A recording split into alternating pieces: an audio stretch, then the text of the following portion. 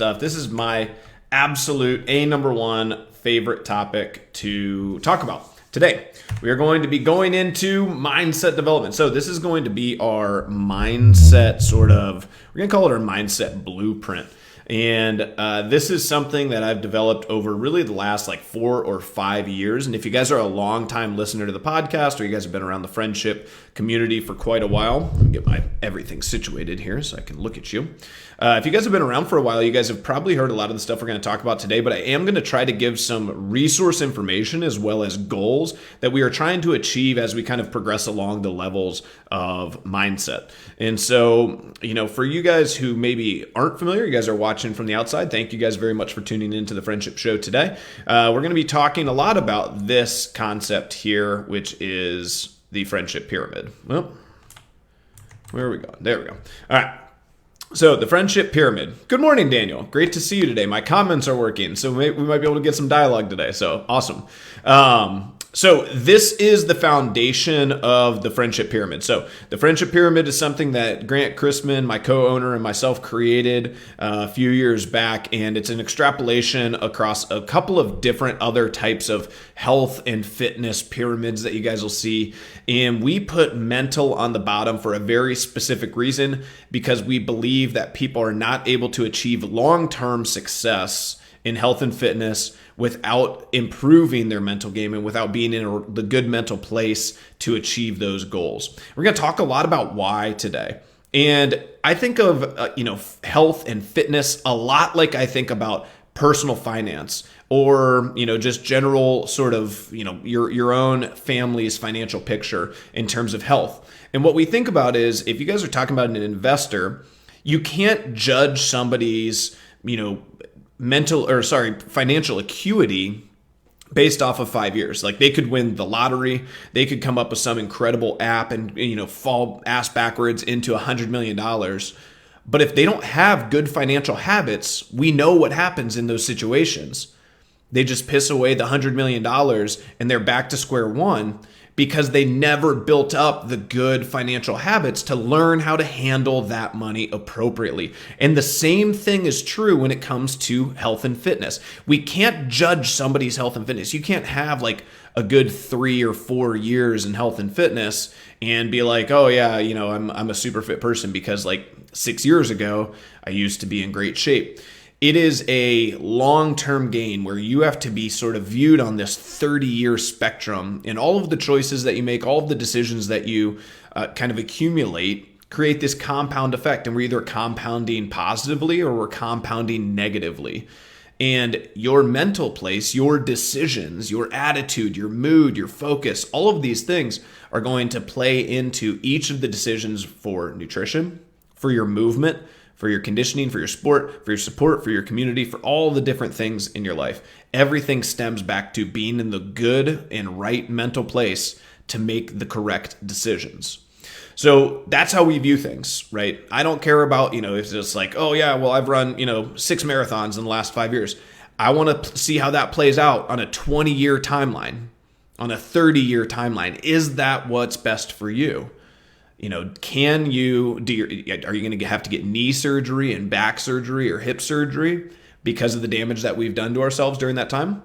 And if so, what led us from a mental place to be in that decision? So we're going to talk about all that stuff today. And that kind of kicks us off here in our first one, which is the pyramid and why, right? And we believe that all of the things stem from that. And so I'm going to give you guys a couple examples real quick. So let's say somebody joins the gym because, they get on the scale one day and the number is a new thing. So let's say, you're a guy and you hit, 300 pounds on the scale.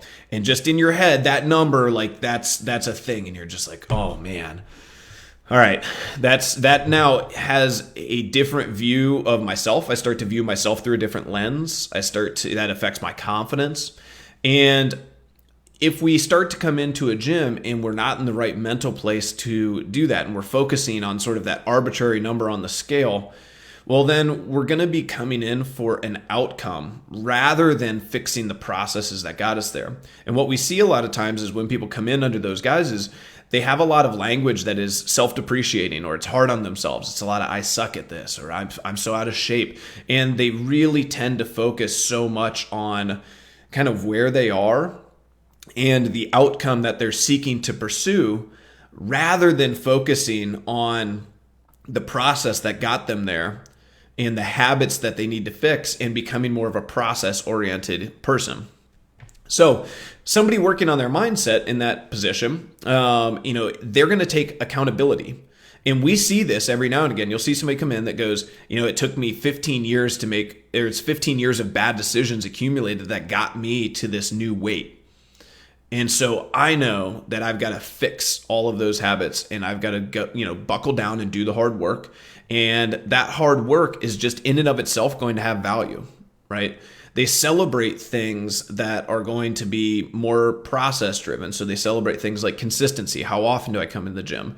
They celebrate things, small victories with nutrition, the fact that I went out and prepped food today.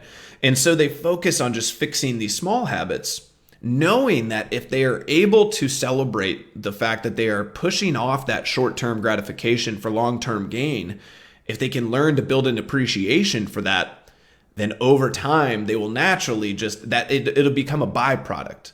The weight will be what they want it to be, right? You'll look the way you want to look. You'll feel the way you want to feel, and you'll have confidence because you understand the process. You figured it out. Right? The thing with fitness and with finance and all stuff is like, you can figure it out. Like, it's not complicated. The blueprints are there. The problem is the actual actions of dedicating yourself to the habitual process of that. It's hard because it's time and time again, choice after choice, decision after decision of making the decision that is what's best for you in the long term, and then being patient with time.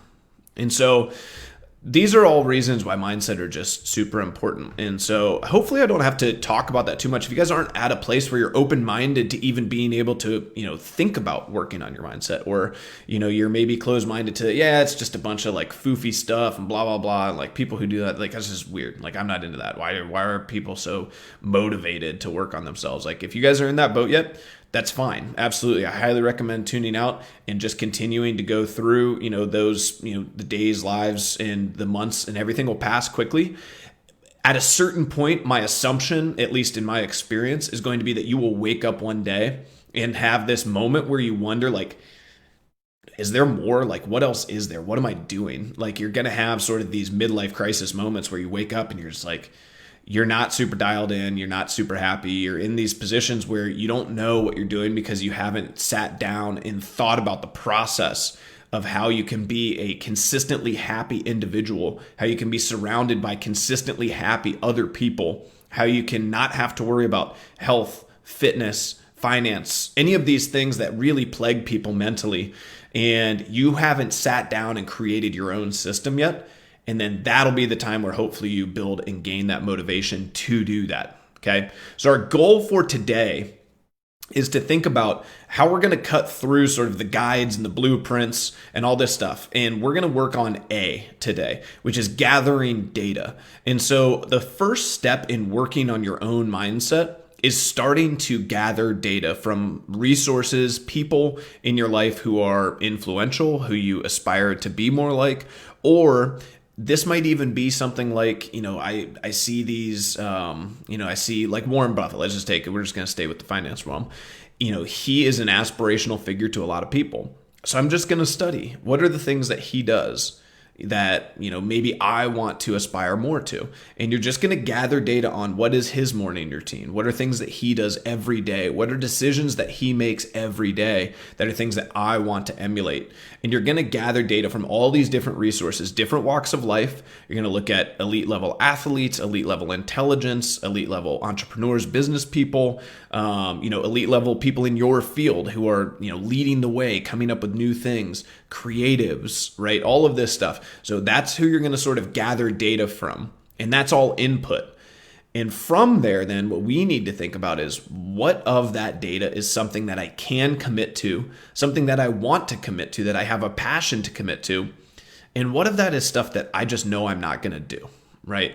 And so if you guys, let's say you're saying, I want to be in an elite physical fitness shape, and you start to gather data, and so you look at, all of the top athletes in whatever your field is, whether it be marathoners or powerlifting or whatever, and you start seeing that, let's just take powerlifting. You start seeing that a lot of powerlifters take steroids. And you think in your head, okay, that's where I draw the line. I'm not going to do that. I am willing to put in the work. I am willing to eat really healthy. I am willing to do these things, but I'm not going to partake in that particular thing because it doesn't fit with my ethics. Okay. And so you're going to then work on creating your own plan for your own sort of personal and mental development, creating your own systems. And then the last step for us is going to be sharing it with others, right? Because when you teach, you are going to, number one, have better retention of information when you teach other people. Secondly, it's going to build consistency because people will start to look up to you and will start to hold you to a higher standard. And when that happens, then you're really dialed in and you're probably are working on a pretty solid process, and also holds your feet to the fire a little bit. Okay. So that's sort of our why for some of our mindset stuff that we're going to go into today. Now, for beginners, okay, if you guys are new to this, if you guys are, let's say you guys are new to a friendship gym, or let's say you guys are watching this and you guys are just starting to make decisions where you're like, you know what, I think I'm interested in getting in better shape. I want to be, a happy, healthy person. I want to not worry about my own health. Maybe I was really scared of COVID because I've got chronic diseases, or my family has a lot of chronic diseases, and that was scary to me. And I don't want to have to, deal with that for the next 20 or 30 years. Or when the next pandemic comes and maybe it's worse, I don't want to have to be in that same situation. I want to be somebody who's, really healthy and very confident in that. And if you guys are in this beginning stage, that is awesome. You have the world to gain from this. And I cannot recommend enough, surrounding yourself with people who are doing these things habitually. And so from a beginner perspective, our goals are really to first start talking about reducing our negative self-talk, reducing and really maybe even just reframing the way that we think about ourselves. And I think this is sort of a two-pronged thing that we need to attack with people, but we need to be listening to more people and kind of filling our head, for lack of a better way to put it, with things that are more positive in nature, where we start to communicate about ourselves and the things that we're working on honestly, with integrity, openly, and be transparent and be authentic and be proud of who you are. And I think some of that stuff, it's incredible when people come into our gym and you meet them day one and they know that they've got a lot of work to do and they might be intimidated by the gym. But when they come to you with this just raw authenticity and they are honest and they open themselves up and they, just are vulnerable, but, willing to talk about things, you're just like, you're going to do so well here. Like that, your mindset is so good. Like, I love where you're at. And I really see that you have sort of this unlimited ceiling of potential.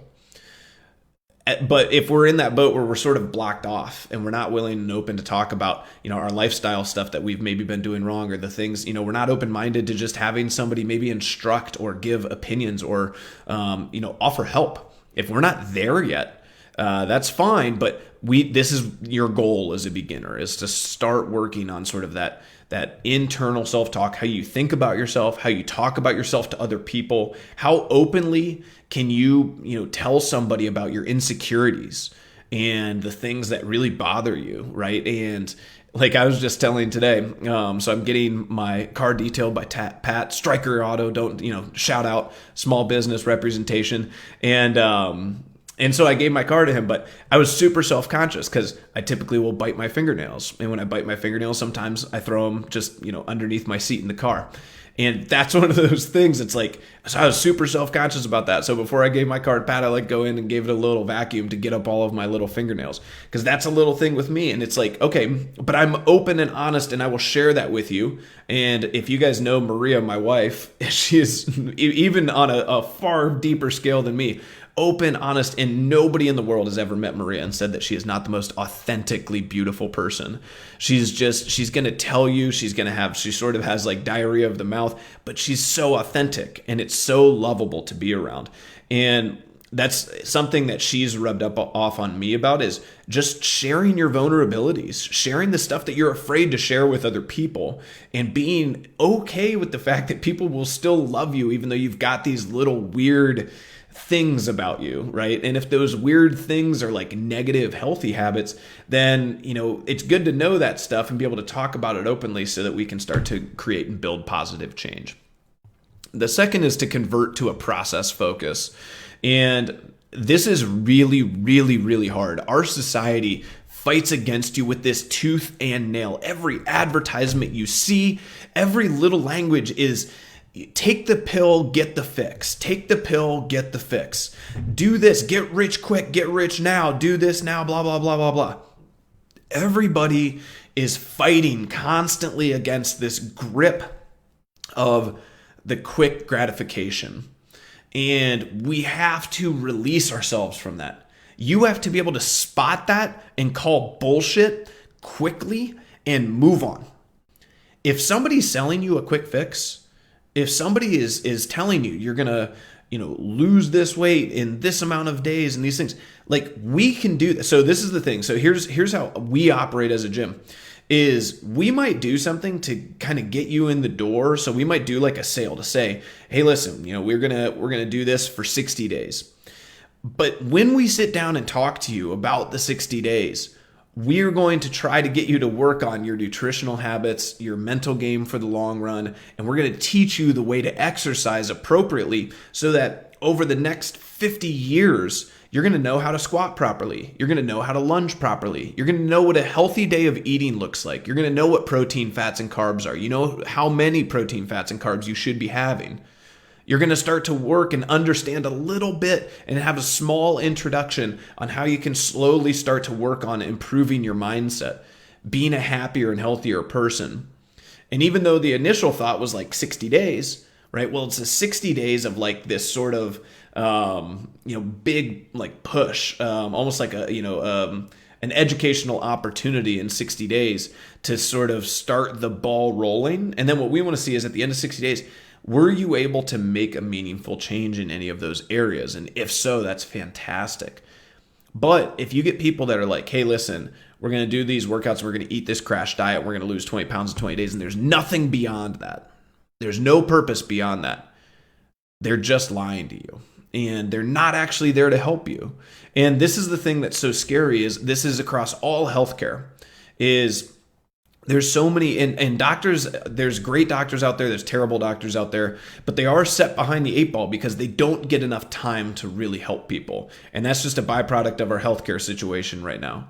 And so we have this massive chronic disease issue. And really what it would be is, hey, we found out, you're diabetic or you're pre-diabetic. Let's sit down and discuss what a healthy lifestyle looks like so that you cannot have this burden on you and your family with these medications and these doctor's visits and all of the negative health implications that are going to come for you over the next 20 years. Let's sit down and build out a blueprint of what type of exercise you should be looking for, what type of nutrition plan you should be following, what sort of lifestyle that you need to adopt. And the doctor, really probably wants to sit down and have that conversation, but they can't because they just don't have enough time.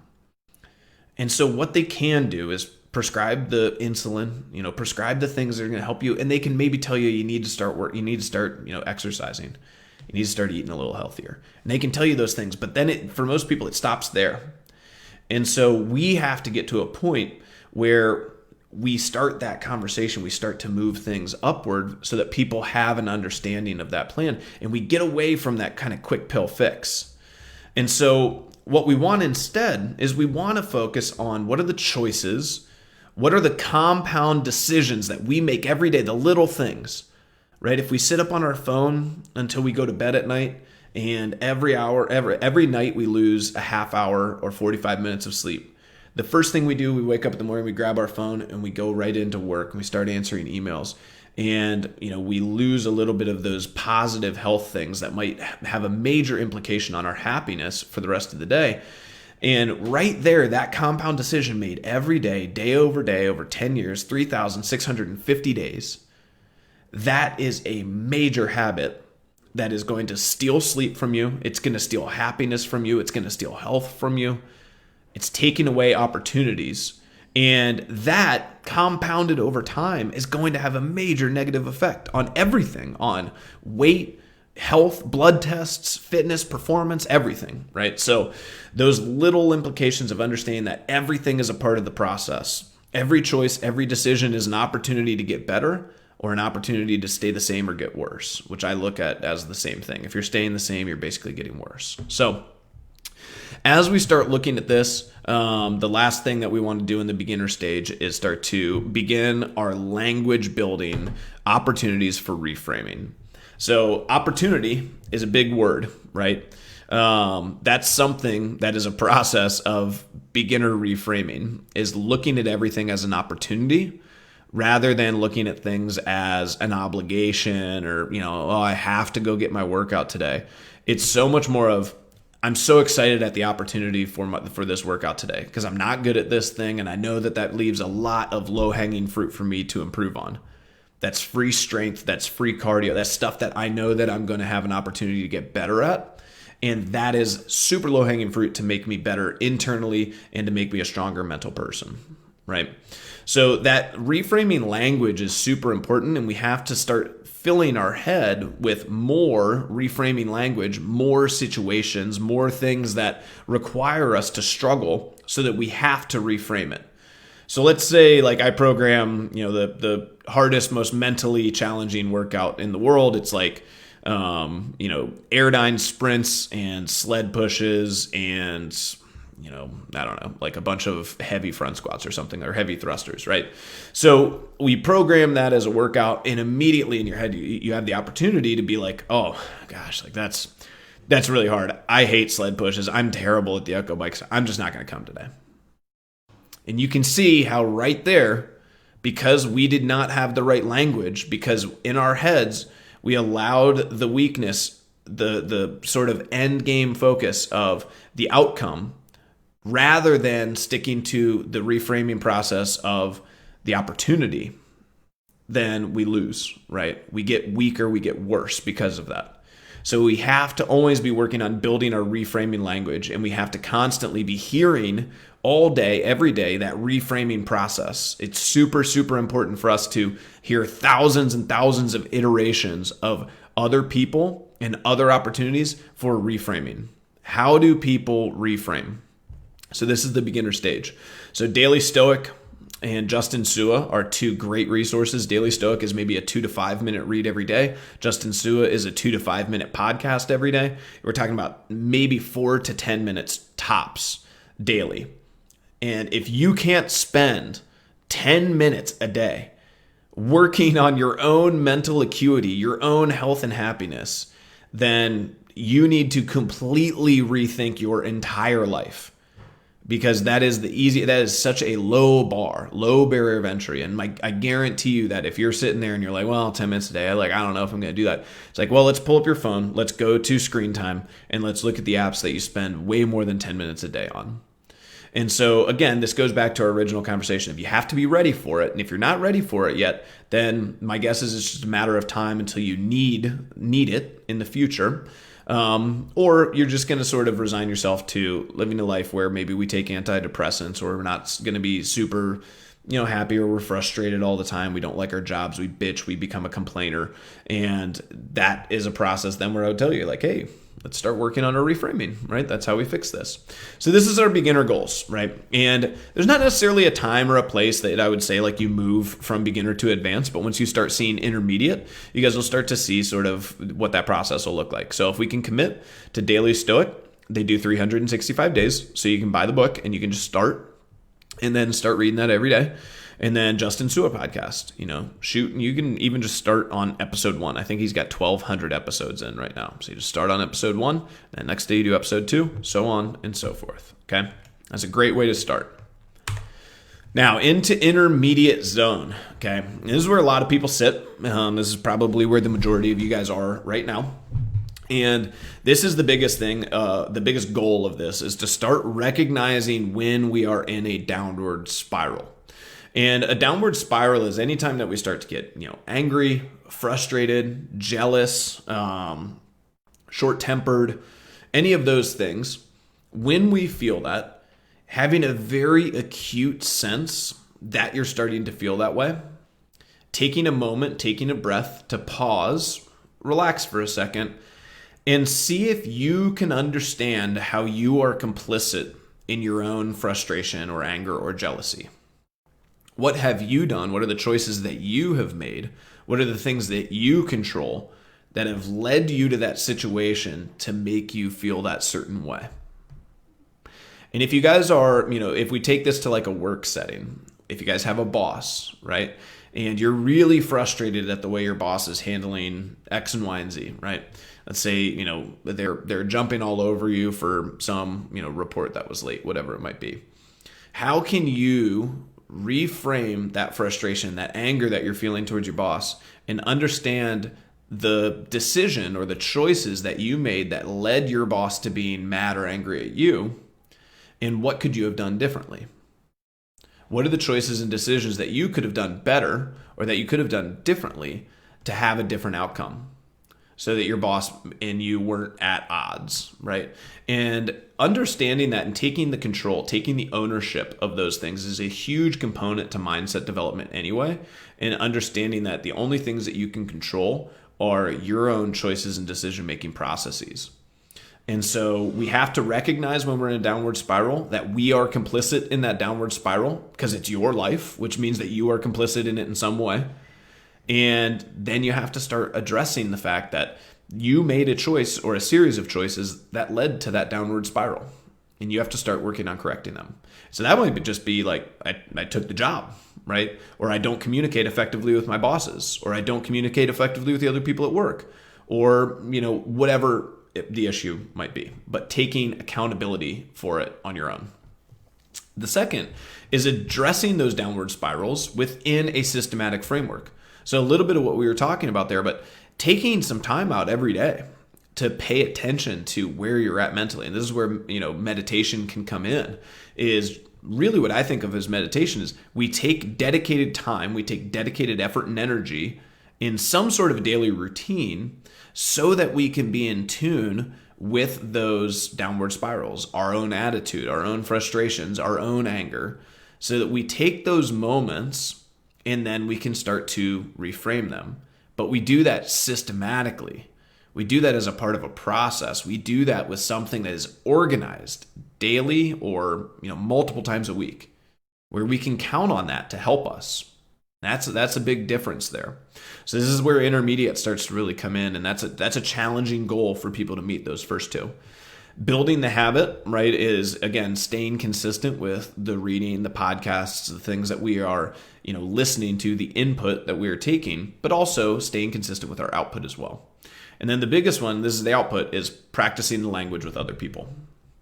So again, when you teach, you will have a higher level of compliance, you will have a higher level of consistency, and you will understand the topic better. You'll have better retention of information.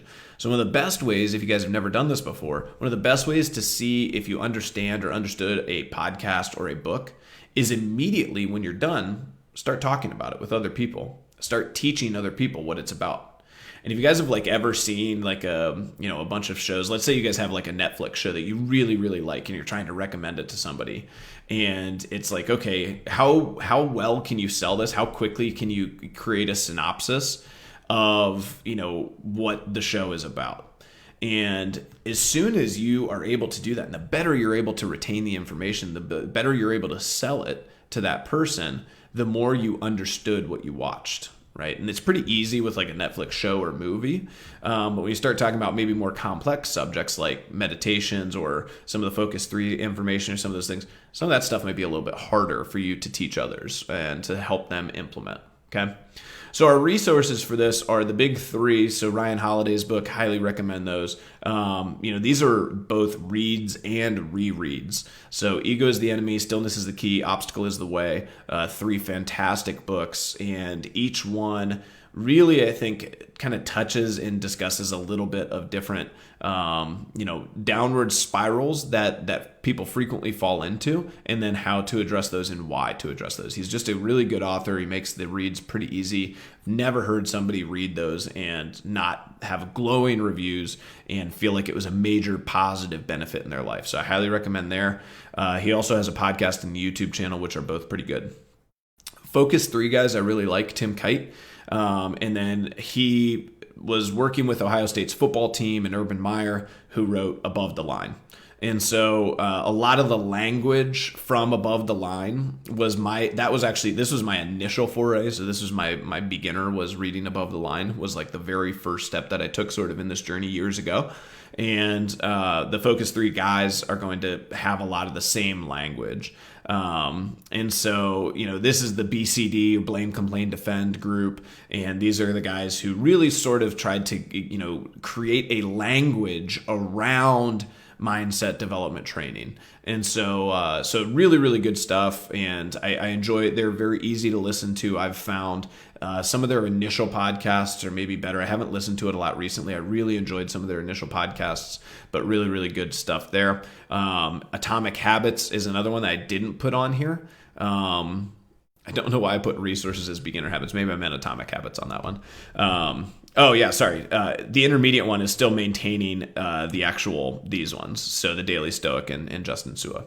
So making sure that you maintain those beginner habits as well, and continue to kind of work through those.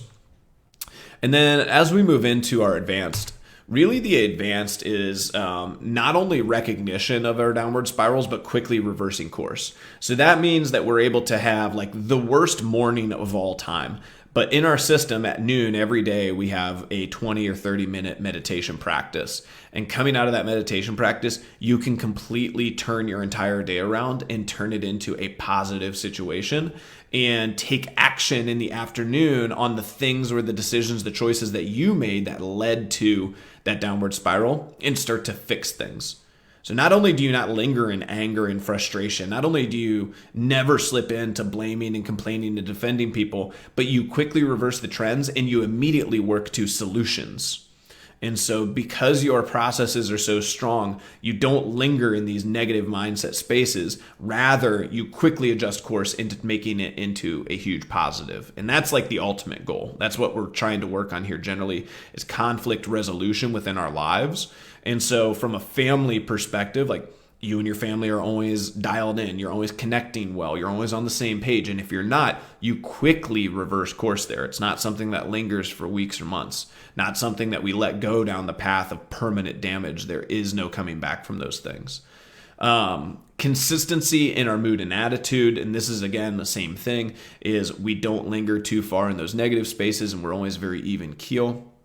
And then as we start moving into this advanced stage, you should be helping the other people in your life. So when we're talking about families, if you are constantly reversing downward trends, you're constantly working to solutions-based problems with your family, and you are, dialing in the same language, you are already sort of mentoring and advising people by proxy, right? Just their proximity to you is already going to be sort of a mentorship and advisement.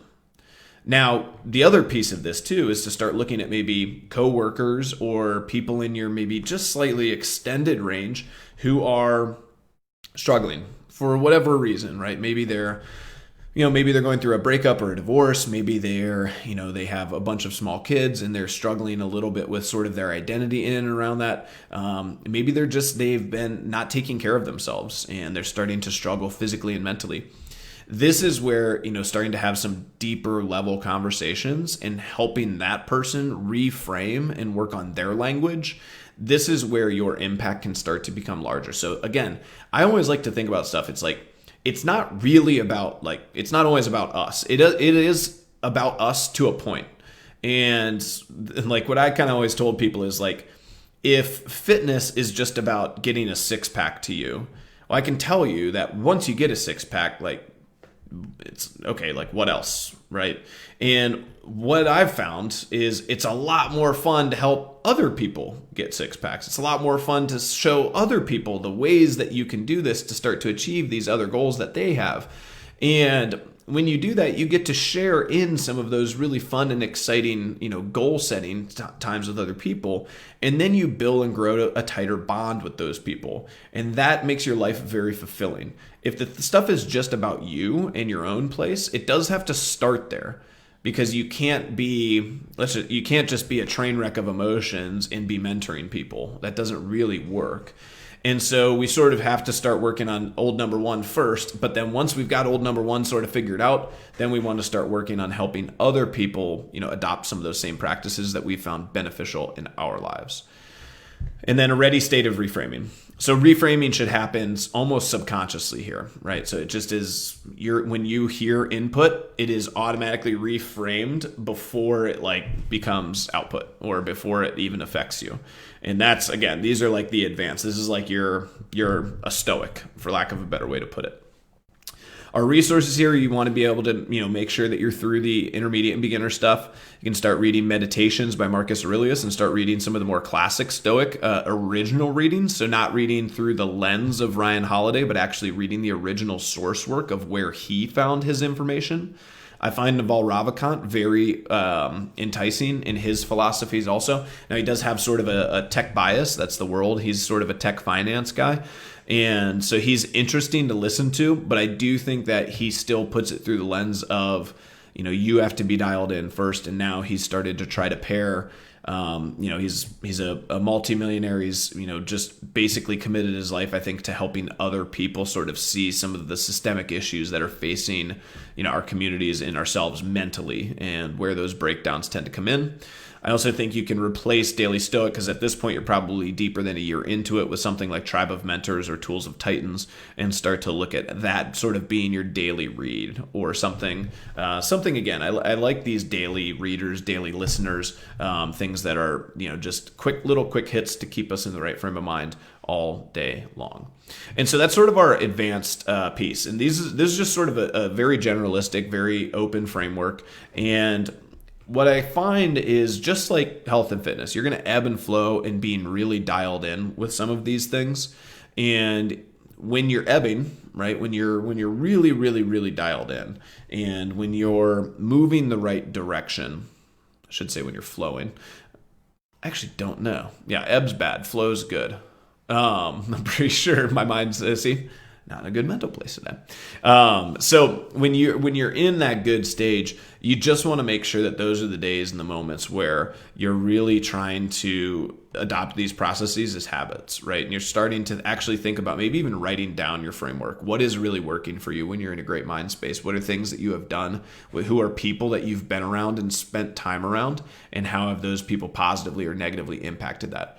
Same thing then when we find ourselves in situations where we're not working on our mindset a lot, or where we find ourselves being more negative, or we're blaming and complaining, or we're defending all the time. And who are you spending time around? And how are those people influencing you? And who do you need to spend more time around? And what things do you need to spend more time doing? And so, this is the big thing for us, is as you guys are kind of coming in and going through this journey, I want you guys to really just develop a keen sense of some of these, general pieces of awareness, and being very in tune with what are things that put me in positive places and what are things that put me in negative places. And then if you guys are just still in that beginner stage, really start thinking about, where am I with these goals, right? Do I still have negative self-talk? Am I actually focused on the process, or am I focused on some outcome? Am I focused on, am I still focused on weight on a scale, or, some PR numbers, or am I just focused on the process that's going to get me there, right? I know that if I'm, let's say I want to PR my front squat. It's like, okay, well, that's a relatively simple goal. And then I just need to know, what is the process that's going to get me there? Well, I need to front squat pretty consistently, 1 to 2 times a week heavy. I need to do the accessory work that needs to build up the individual muscles that maybe I'm weak on. So maybe that's a bunch of core training. Maybe that's single leg work. Maybe that's mobility in my ankles, whatever it might be, right? So I need to spend time doing those things. I need to eat to gain weight and gain muscle and build strength. So I need to sleep to recover. I need to have these processes dialed in. And that's where my focus needs to be, because those are things that are actual decisions. Those decisions are only going to compound into the positive, where I do PR my front squat, or those decisions are going to be failures and they will compound into me being plateaued and not making that development. And that's the only place to focus. If I sit there and just focus on like, I got to get a 420 front squat, I got to get a 420 front squat, I got to get a 420 front squat, and 420, and that's it. And I don't focus on the processes that are going to get me there, then I'm just going to end up in this world of being disappointed and not knowing why, and then blaming a bunch of crap that really didn't matter and complaining about it and not actually focused on the processes that is going to actually get me where I want to be. So those are sort of some of the things that we can build and gain through mindset development. Just go back real quick to the pyramid to wrap things up today, guys. The mental state that we are in is going to set the tone for everything else that we do. It's going to set the tone for all of our relationships. It's going to set the tone for us at work. And I can guarantee you the stuff that comes from this is so positive. You're going to get promoted at work. You're going to find love in your life. You're going to have more connectivity with your husband, your wife, your kids. You're going to be more dialed in, when it comes to just mentoring people and coaching others in your life. People are going to look and aspire to be with you more. Those are all things that are going to come from being in a better, positive mental place. And then the converse is true. People won't want to be around you when you're doing nothing but complaining all the time. Or you're doing nothing but bitching and blaming other people. Nobody's going to want to be around you. Nobody's going to aspire to be there. And you're not going to achieve the things you want to in work, with your family, with your relationships. And you're going to go down, again, those downward spirals. So we have to start developing a process to that mental development. And I hope that this has given you guys a little bit of a framework. If you guys are listening to this on a podcast, I do have these written out on the video, which is on YouTube and on Facebook as well. And, if you guys haven't yet, you can subscribe to us on YouTube. It always is going to give you alerts when we put out videos like this. And sometimes I put up stuff there that I'm not putting out on social media. So if you guys are interested in this stuff, make sure that you guys are dialing that stuff in. But check out the actual physical resources if you want to on the video. I have all of them written out on the slides so that you guys can see those and refer back to those. So, yeah, and there we go. So Daniel just said, so he's sort of in that boat where he's lost his way a little bit, and this happens all the time. I mean, nobody is immune to this, right? So this happens to me all the time, and I'll have days and weeks where I love to read a lot, and then I'll have months where I'm just like, I don't want to read.